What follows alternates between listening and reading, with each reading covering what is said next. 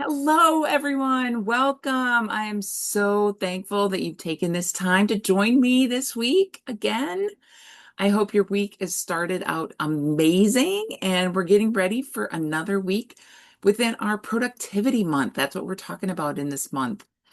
Last week, we talked about clarity. I'm always going to go back to clarity with everything that we want to do because once we know what we want to achieve, what the next steps are, what sort of outcome we're shooting for. We kind of visualize it in our mind, and then conscious prioritization. So, with clarity, and then bringing that into actual action. And last week, we also talked about in our list of things to do, we often default to what comes easy or what's urgent, like that might not be the most needle moving activities. And then I hope you downloaded the workbook, the Achievement Engine workbook, and built your personal dashboard. What sorts of things are you monitoring? What things are you tracking your progress on to see you moving forward? Today, we're continuing again in productivity, and we're going to talk about how to tackle procrastination. I'm a good procrastinator. Again, if the thing is hard or if I'm not clear on what I want to accomplish. So our framework today is WIN, W-I-N, and we're going to use micro goals. Now you may be thinking, okay, Connie, you're telling me one time do micro goals, and the next time you're talking about taking big action, whatever that big means for me. And now we're talking about micro goals. I'm getting really confused. And these are, we want to take big, bold actions. Ultimately, that's the thing that's going to really leap us forward. But when those big actions, those big, bold actions seem daunting, let's break those down so that we're still focused on micro goals or baby steps within that big goal. So we're not like deferring or we're not sidetracking from. So we always want to keep our big goals. Just pick three is, usually a good number, but you can pick one. This year I had two. And when they're really big, I mean, talk about taking that goal, breaking it into five big steps or five steps, whatever it can be. And then if those steps, if that one of the five still feels really large, break that down into five, 3 to 5 steps. And so we're still moving forward with our goals and with our actions, but are towards those things that really matter to us. So in this realm of procrastination, have you ever found yourself like cleaning out your junk drawer instead of tackling that project that really matters to you? So maybe it's not my junk drawer. Maybe it's straightening up my desk or organizing the spice cabinet. Yeah, so I know what spices I have. But is that really moving me forward in my goal for my health, which is one of my goals this year, and then also building my coaching business? You are not alone and you are not lazy. So, sharing my screen. So, for this week, we're going to tackle our procrastination. And what is something that you've been putting off that you're not doing it because you can't? It feels too big and it feels foggy, for example.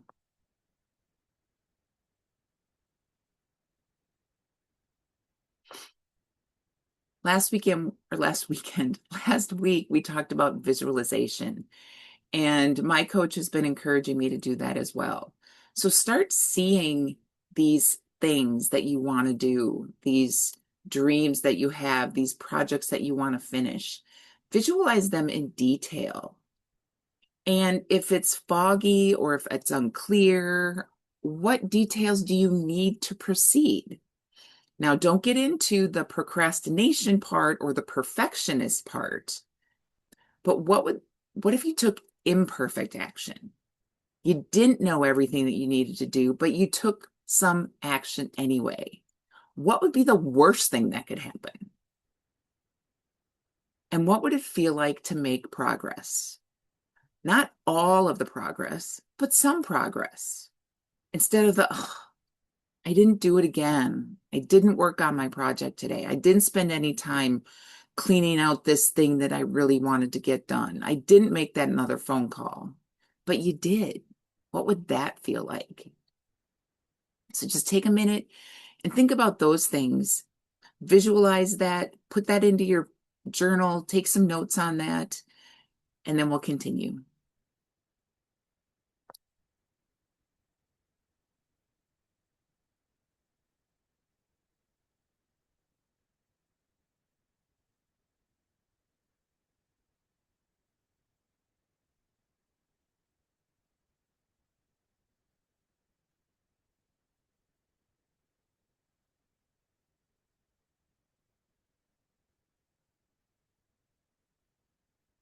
So procrastination is not about laziness.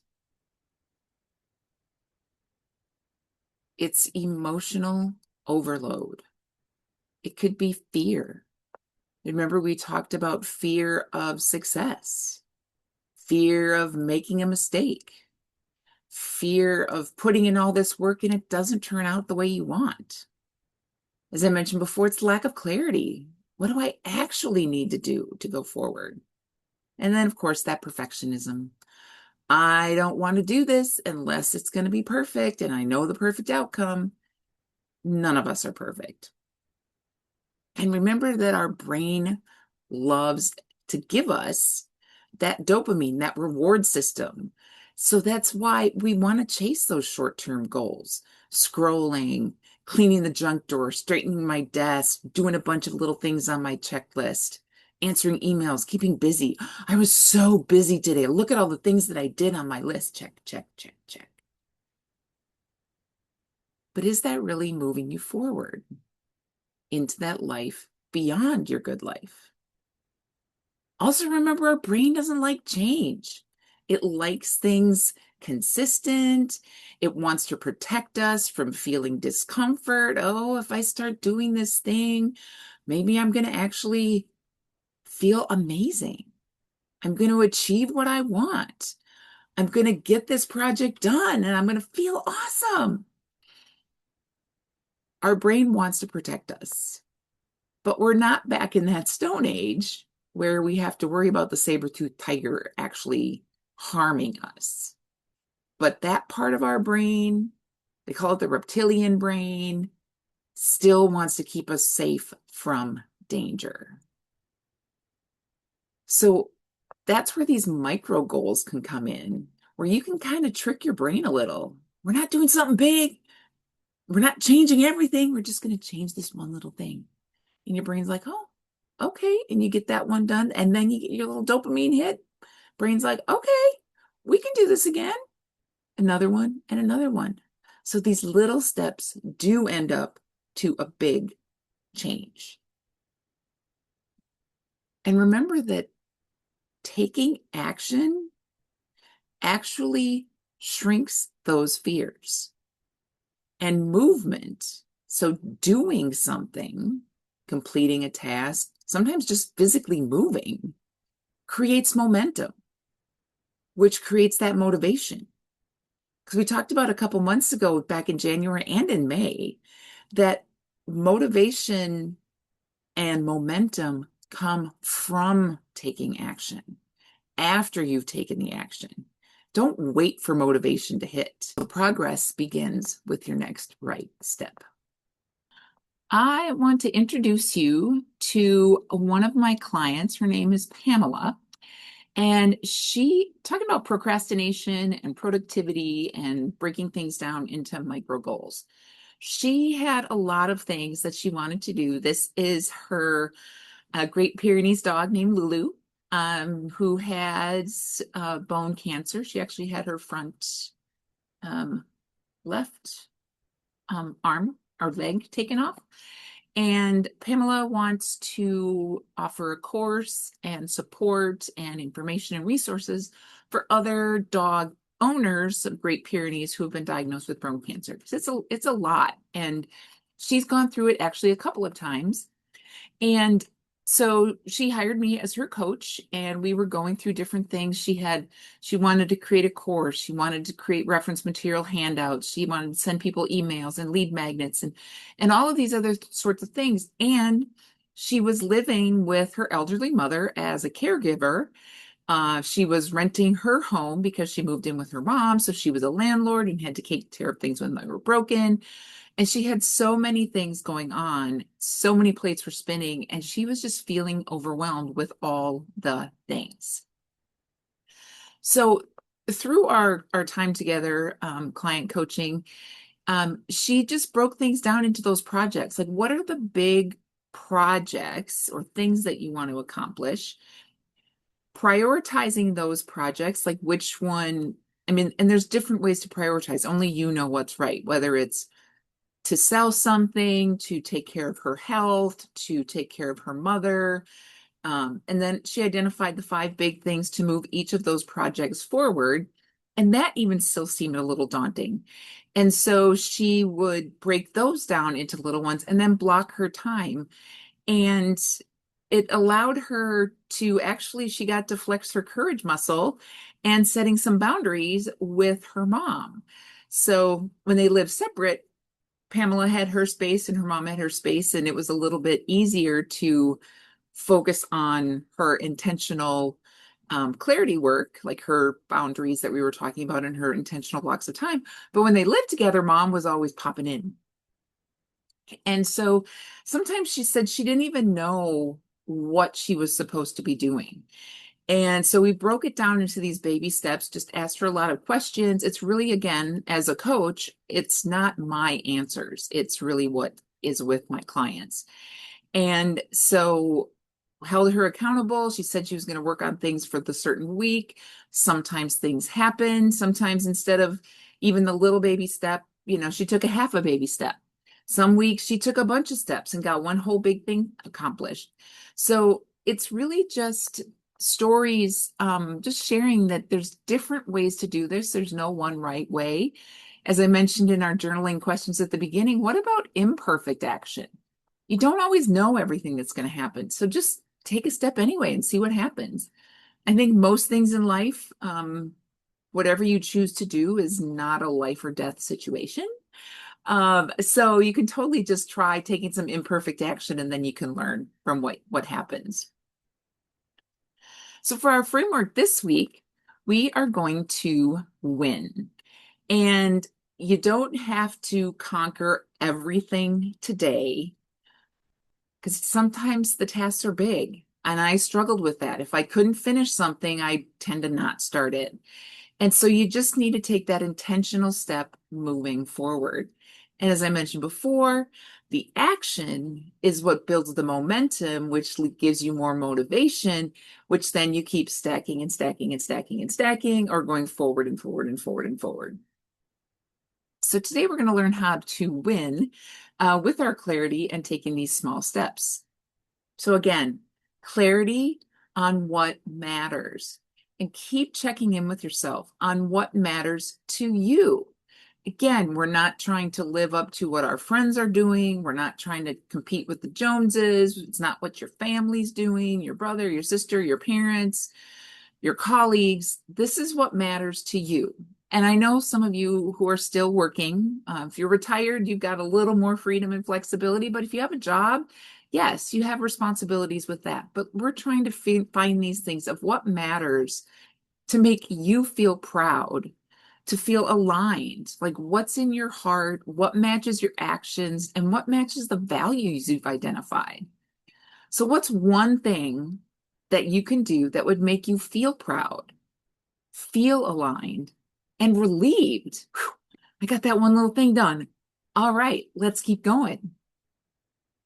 The I is to initiate a ridiculously tiny, doable action. So let's say you're writing a book. Maybe you write one paragraph. Maybe you write one sentence. You've done something. Maybe it's just having a 5-minute conversation with someone. I know someone from one of my previous corporate jobs who had one of those little timers, and he had a 1 minute, a 3 minute, and a 5 minute timer, those little sand timers. And depending on where he was in his day and who the person was, some people would come in and interrupt and they would just talk and talk and talk. And he didn't want to give them that much of his time. So and everybody knew it. He'd shared this with everybody. He goes, I got 3 minutes. You can chat with me for 3 minutes, but then I got to get back to work. And he'd flip over that little sand timer for 3 minutes. It was a visual, everybody that got people to focus on what they needed to say to him rather than rambling. So just that little, I can have a 5-minute conversation. Maybe if you're working on a housing project, just measuring something out and cutting a piece of tape. I think one of you is like working on painting in your kitchen. And no, it takes all the time to like get all those supplies out. But that can maybe seem a little daunting. Is maybe just do one thing. Measure out how long you need to take that tape and cut it. And if you want to be done with that, that's awesome.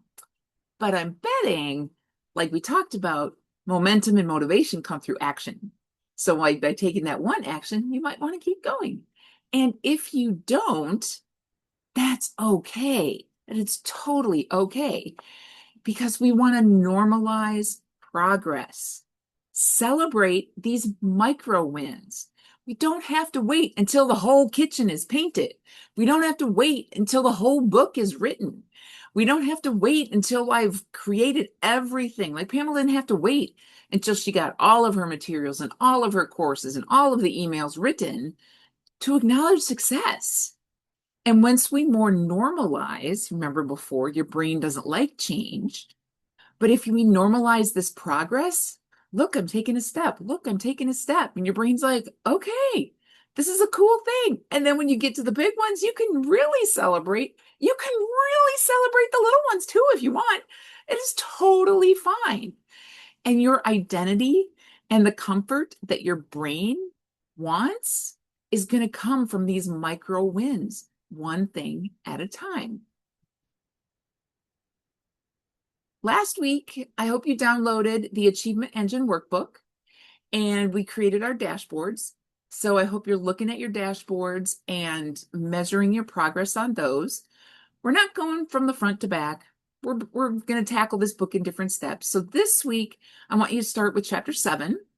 And this is to design those weekly deep work blocks. Now, these are times that you've set aside. They are unmovable in your calendar. It's like a doctor's appointment, which you took 6 months to schedule. So you're going to do this thing. It's going to be when you are the most focused, when you have the most clarity, when you have the most energy, and prioritize this time as best you can. Again, given your circumstances, if you're working or you've got children in daycare and got to run a bunch of errands, whatever. But don't do this with the leftover time. Put this as one of these things that is really, really important to you. And for all of us checklister people and want to get the to-dos done, these blocks of time, I'm speaking very much to myself right now, these blocks of time are for my thinking and for my research and for my analysis of gathering information. I may not create anything that comes out of it other than learning and thinking. And so that is perfectly fine because I got to have time for that in my day too. I can't be a doer all the time. And again, you guys, I'm totally speaking to myself. You got to be realistic. One block, one project at a time. Oh, I've got 60 minutes. I can do this and this and this and this. If it's 60 minutes, pick something that's going to fit in the 60 minutes. If you've only got 30, make it into 2 30-minute segments if you think that's going to take you 60.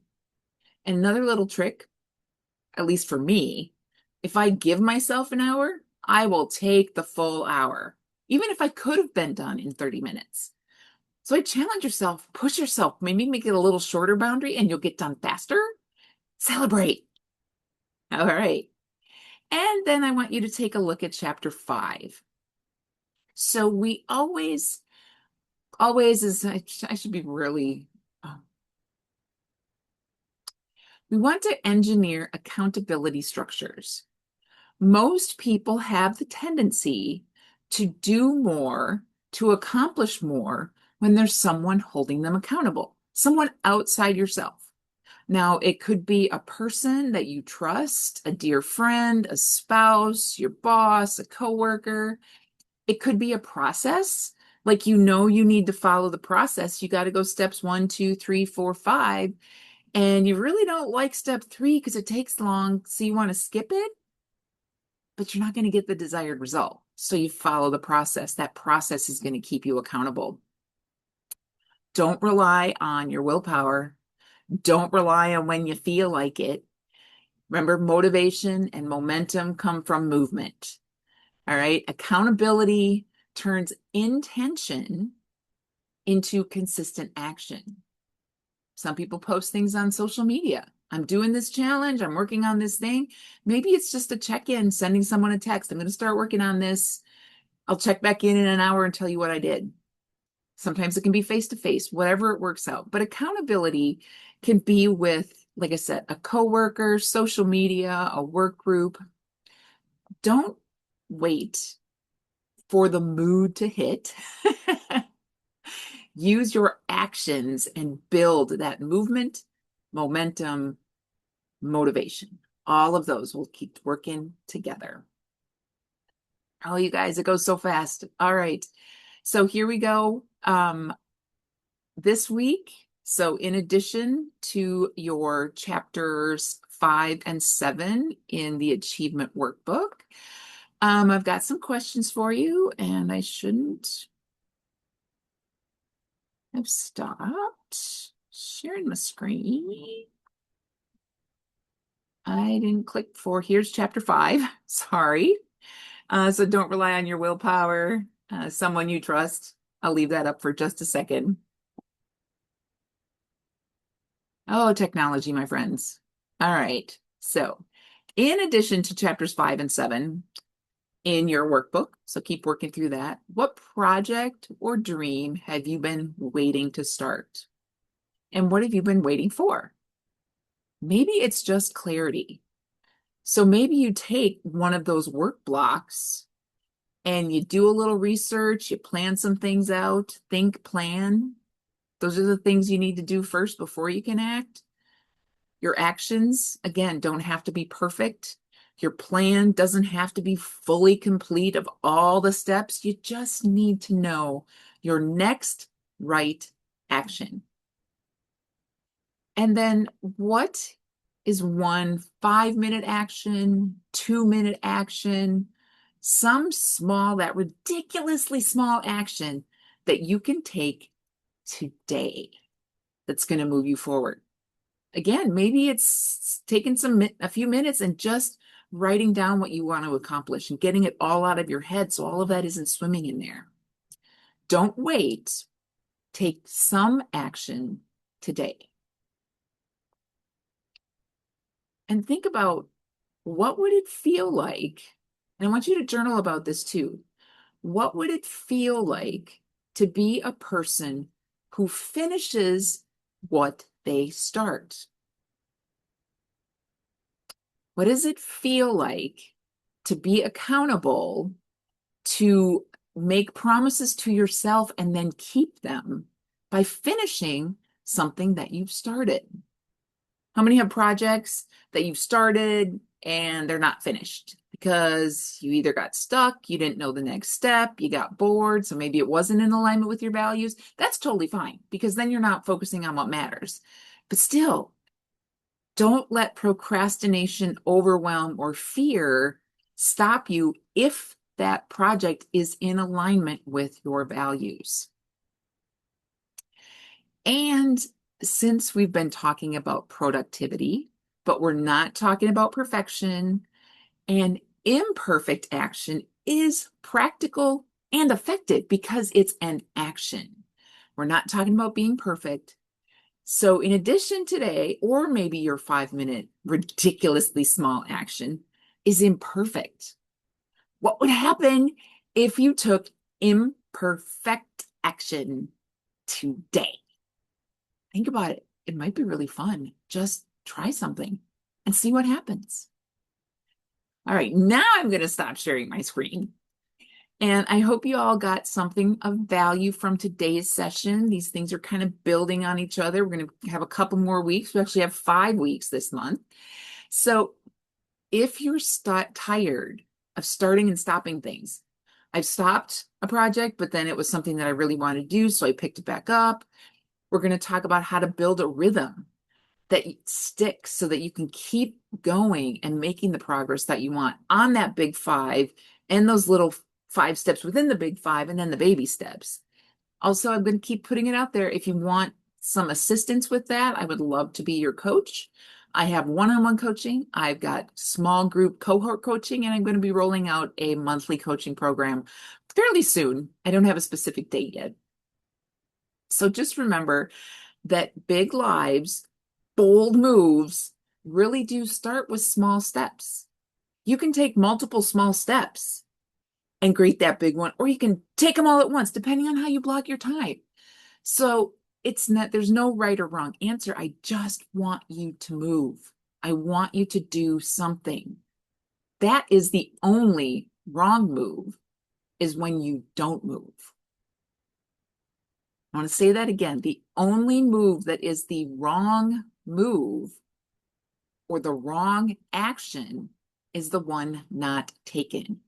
You have to take some action to change your life. So we were made to win, W-I-N, one micro goal at a time. All right, my friends, that is it for this week. Take these questions. I'll be posting this for you. Journal on it. You can do this. Totally tackle procrastination, tongue twister, procrastination with these micro goals. I can't wait to see you next week.